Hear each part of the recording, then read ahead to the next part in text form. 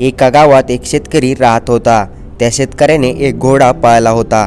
एकदा तो घोडा खूपच आजारी पडला। मग त्या शेतकऱ्याने डॉक्टरला उपचारासाठी बोलावले। डॉक्टर आल्यावर डॉक्टरने पाहिले की घोडा तर जमिनीवर आडवा पडला आहे।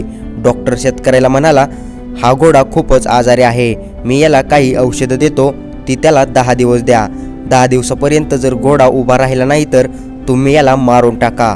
हा सगळा प्रकार जवळच असलेला एक बकरा बघत होता।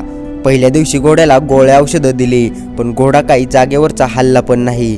दुसऱ्या दिवशी गोळ्या औषधं दिली, पण घोडा तसाच पडून होता। असेच 3-4 दिवस गेले, पण घोडा काही उठला नाही। मग बकरा त्याच्याजवळ गेला आणि त्या घोड्याला म्हणाला, थोडा प्रयत्न कर भावा, हिम्मत करून उभा राहा, नाहीतर मालक तुला मारून टाकेल। पण तरी काय घोडा उभा राहिला नाही। तो बकरा दररोज घोड्यापाशी जायचा आणि म्हणायचा, हिम्मत करून उठ भावा, नाहीतर मालक तुला मारून टाकेल। पण घोडा जागेवर तसाच पडून होता। 10 दिवस पूर्ण होऊन पण घोडा उठला नाही, म्हणून घोड्याचा मालक विष आणण्यासाठी बाजारात गेला। परत एकदा तो बकरा घोड्यापाशी गेला आणि म्हणाला, हिम्मत करून उठ भावा, नाहीतर आज मालक तुला नक्कीच मारून टाकेल। हे ऐकून घोड्यामध्ये थोडी हिंमत आली आणि घोडा हळूहळू उभा राहिला आणि काही वेळाने चालायला पण लागला। मालक जेव्हा विष घेऊन बाजारातून परत आला तेव्हा त्याने पाहिलं की घोडा तर तबेल्यात पळत आहे।